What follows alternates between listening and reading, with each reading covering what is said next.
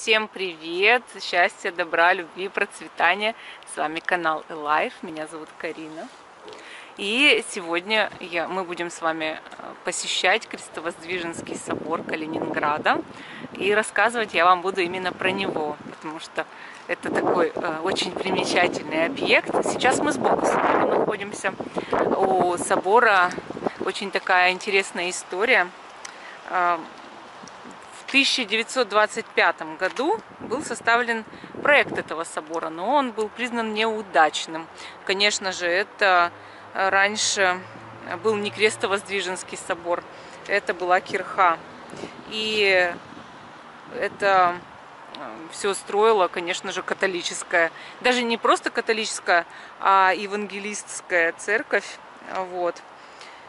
Вообще строительство этого храма началось в 1930 году, потому что проект, который в 25 году был сделан, был неудачным, да, и нужно было время, чтобы все переделать. Вот. Но вот 15 июня 1930 года первый камешек был заложен, чтобы выстроился вот такой огромный собор. И строилось все на средства Альтштадтской церковной общины. То есть это евангелическая община Кёнигсберга, ну и прусское правительство тоже вкладывалось. Вот. Само освящение церкви произошло в 1933 году, то есть 7 мая. Ну, смотрите, называлось это раньше Кройцкирха, то есть вот так именно называлось. А как стало православной церковью, ну, это уже было, знаете, когда? В 91 году, в 1991 году, потому что вот когда война была, Вторая мировая, да, Кёнигсберг стал Калининградом. Вот тут вот я вам покажу, что рядом с церковью находится. Кёнигсберг стал Калининградом. Вот. И, конечно, все другие верования, вообще какие бы то ни было верования, были запрещены, да, потому что была советская власть. И здесь чего только не было, и какие-то цеха, и были эти производство какое-то там, вплоть до фабрики какой-то. Вот. То есть довольно-таки все печально на самом деле.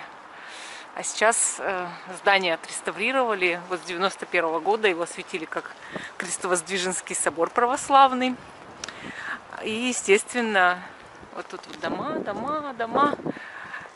Естественно, какое-то время, раз это такой вот красивый храм, тут сделан в форме креста, как мы видим, и две башни наверху. То есть архитектура вообще, она такая довольно новая, я бы сказала, новая архитектура этого храма. Она обычно относится такая архитектура к, может быть, неоклассицизму, вот так. И тут идет равноконечный крест, вот греческий, да. То есть мы раньше наверху у этого храма, у этого здания был пеликан, то есть как символ жертвенности, но он не сохранился, к сожалению. Пойдем внутрь. Вот очень красивое здание, конечно, такой темный кирпич. Уникальное здание, очень мало похожих в мире. Давайте табличку посмотрим. Уникальный иконостас здесь, он янтарный. Вот. Раньше же это был главный храм города, пока не построили храм Христа, да, на площади. И учитывая все обстоятельства, конечно, здесь богато у нас. Давайте зайдем внутрь. Вот тут такой небольшой. Это первый этаж. Это первый этаж. Мы сейчас пройдем на первый этаж. И, может быть, если нас пустят на второй, вот такая елочка.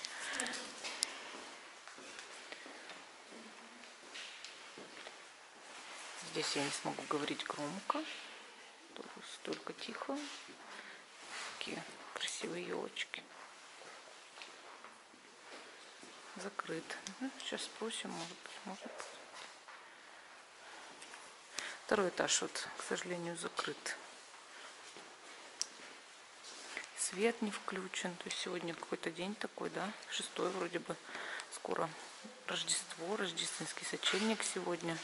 6 января 2020 года. Здесь очень тихо так.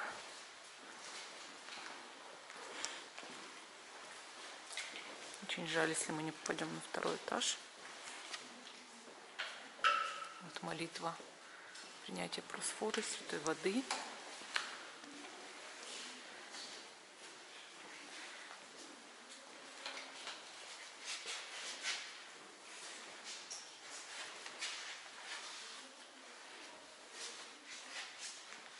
Красивый, конечно, храм, но первый этаж небольшой.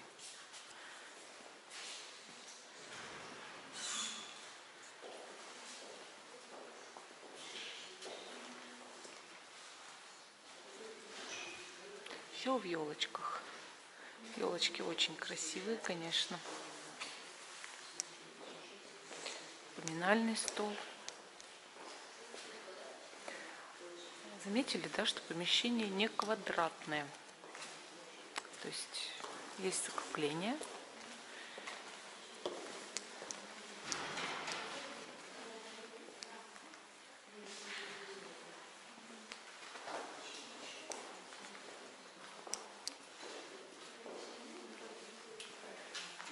Давайте лавочку заедем, посмотрим.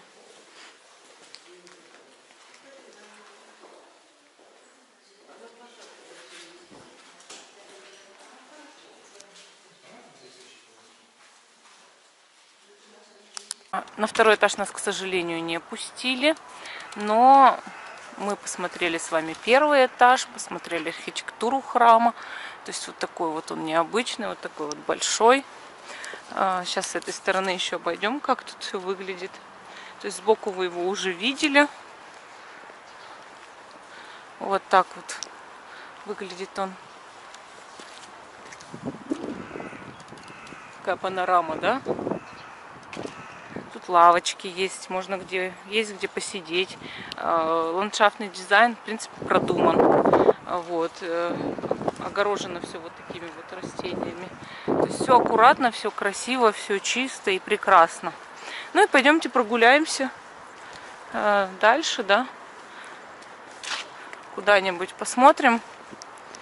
Район Рыбной деревни, район острова Канта. Поговорим, пообщаемся, может быть, сходим куда-нибудь еще, где можно будет посмотреть с вами достопримечательности. Вот снова попрощаемся с храмом. Такой вот он шикарный. Уникальный, я бы сказала. Прогуляемся по Рыбной деревне. Смотрите, какая красота здесь сегодня. Мы видим перед собой синагогу. Это еврейская община. Тут сбоку, слева, мы видим Рыбную деревню. Если ветер задувает, извиняйте. Глушилка стоит, но иногда не помогает. Вот. Мы сейчас с вами пройдемся, прогуляемся сегодня. Сочельник, канун Рождества. И, естественно, нужно гадать, потому что все предсказания, все гадания самые правдивые, ритуалы самые лучшие. Вот. Единственное, что сами ритуалы лучше не проводить в 12 часов ночи и примерно в это время. В это время нужно молиться. А вот вечером или под утро вполне можно совершать светлые ритуалы. Светлые. Ничего темного, плохого, гадкого делать сегодня нельзя. Черной магией тем более заниматься нельзя. Прилетит. Помните об этом. Вот. Светлый праздник. И, естественно, нужно делать добро. Делать светлые дела, добрые дела. Если вам кажется, что с помощью зла можно сделать добро, вы очень сильно ошибаетесь. Потому что, как водится, если вы с помощью зла делаете, как кажется, добро, то это не добро, это чье-то удовлетворение амбиций, каких-то своих эго. И когда вы просто удовлетворяете с помощью зла чье-то эго, это добром назвать невозможно. Хотя в мире нет ни черного, ни белого, ни добра, ни зла на самом деле не существует. Но в нашем мире все дуально, все состоит из контрастов, иначе ничего будет непонятно. Вот, начнется хаос. Потому что мы живем в физическом мире. И если в этом физическом мире не понимать добра и зла, то хаос начнется обязательно. Вот, трамвайчики ходят. Вон там кафедральный собор виден подальше.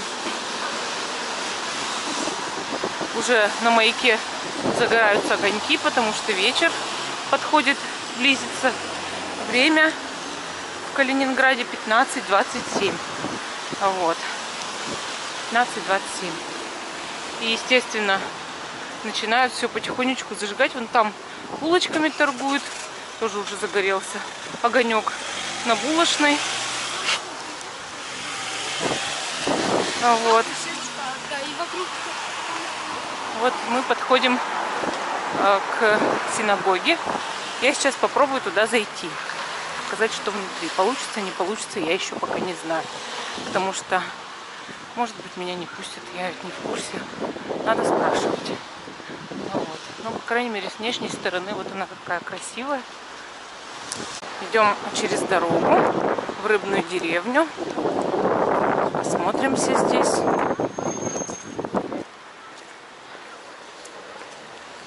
Немножко. Прогуляемся.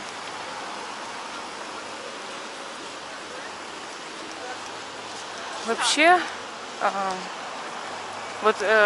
я узнала, да, что синагога еще пока не функционирует как синагога, там только ресторанчик вот, для верующих. Но когда она откроется, мы обязательно туда сходим, когда она уже будет функционировать, обязательно посмотрим, что внутри. Потому что я никогда не была в синагоге. Так. Вот. Рыбная деревня. Такая красота. Туристы. Сегодня пасмурно довольно-таки, но погода хорошая. На улице плюс 4 градуса. Может быть, сходим в ресторан, да? Последний раз еда была очень такая.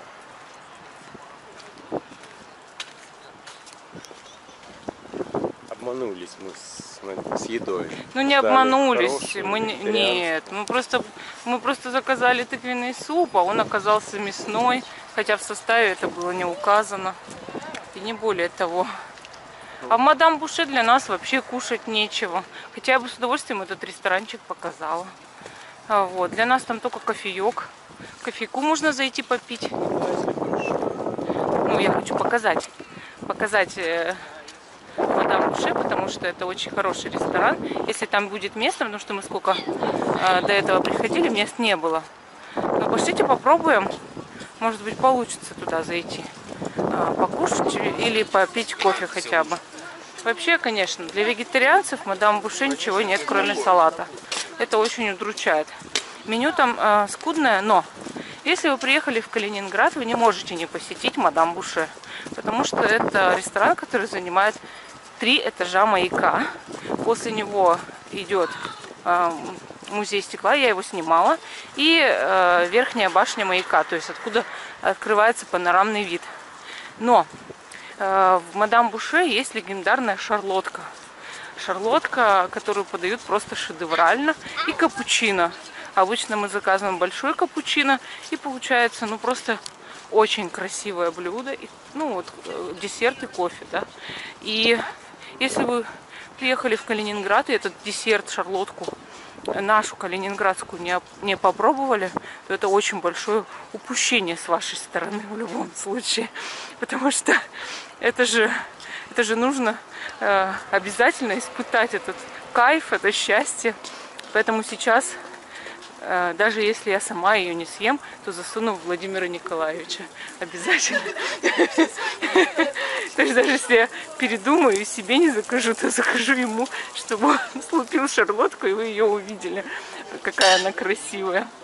Вот мы идем в буше. Надеюсь, там будет хоть одно местечко. Хоть единственненькое маленькое местечко. Давайте спросим. Давайте спросим.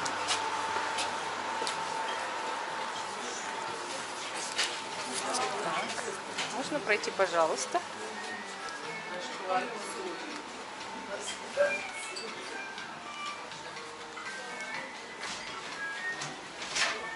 Здравствуйте. Официантов нет здесь? Вы официантка? Мы администратор.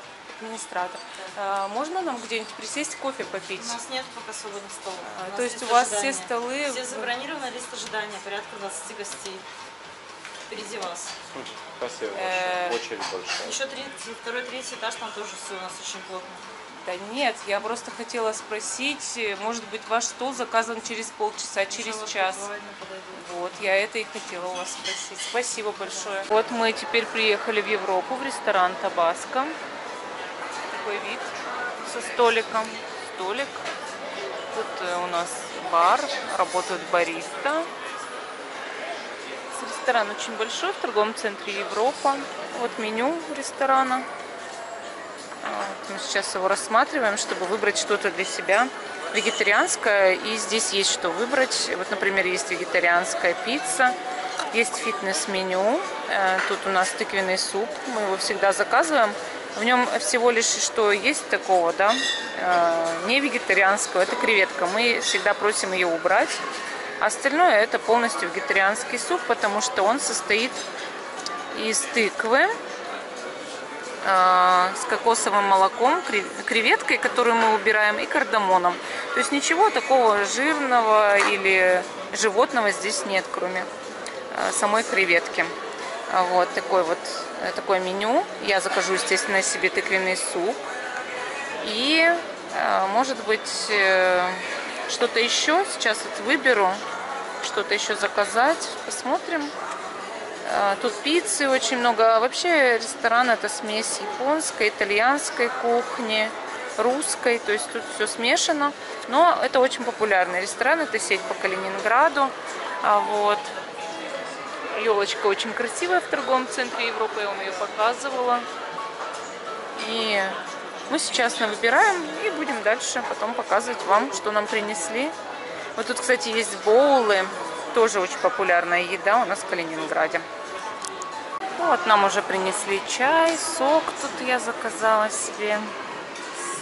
Чай тут очень в маленьких чайничках всегда в Табаско. А вот у них сетевое кафе есть Монте Капучино, там всегда большие чашечки и чайнички. Вот. Ну, где, смотря в каком ресторане, где какие правила, видимо.